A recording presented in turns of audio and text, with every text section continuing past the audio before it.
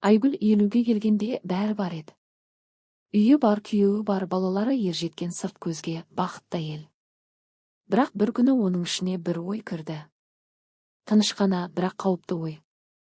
Мен өмір сүрдім бе өзі? Осы сұрақ бәрін өзгертті. Сол кезде сіңілері жиі келе бастады. Әңгімелері бір бағытта: апа, сен өзің үшін өмір сүрмедің, жастығың өтіп кетті бір еркекпен, қазір кеш емес. Бәрін өзгертуге болады. Алғашында Айгүл күліп қоятын. Бірақ күн сайын сол сөздер санасына сіңіп бара жатты. Кешкісін айна алдында ұзақ тұратын болды. Әжімдерін сипап өткен өмірін ойлап, шынымен мен өзімді жоғалттым ба? Сол күннен бастап ол өзгере бастады. Бояна бастады. Кешігетін болды. Телефонын жасыратын болды. Ержан бәрін көріп жүрді. Бірақ ештеңе демеді.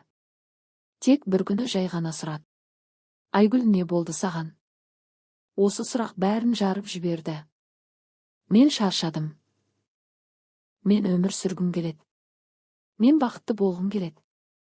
Ол айқайлады, жылдар бойы ішінде жиналған сөздерді төкті. Ал Ержан үнсіз қалды. Сол үнсіздік ең ауыр жауап еді. Көп ұзамай Айгүл ажырасуға берді. Балалары қарсы болды. Анашым, тоқтаңыз, бұл сіз емес, бірақ ол тыңдамады.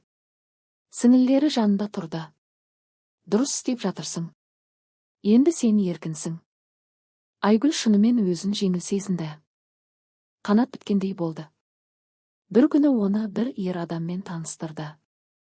Сөзі тәтті, көзі жылы: сіз өте әдемісіз, сіз әлі де жассыз. Айгүл бұрын мұндай сөздерді естімеген еді. Жүрегі қайта соққандай болды. Ол сенді. Өмір енді басталғандай көрінді. Бірақ бәрі ұзаққа созылмады. Бір ай өтті. Сосын тағы бір ай. Сол ер адам жоғалып кетті. Телефон алмайды. Хабар жоқ. Іс жоқ.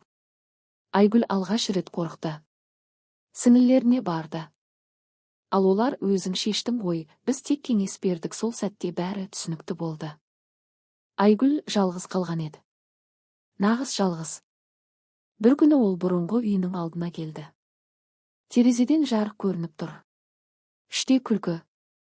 Ержан немерелерімен ойнап отыр. Сол үйде өмір бар.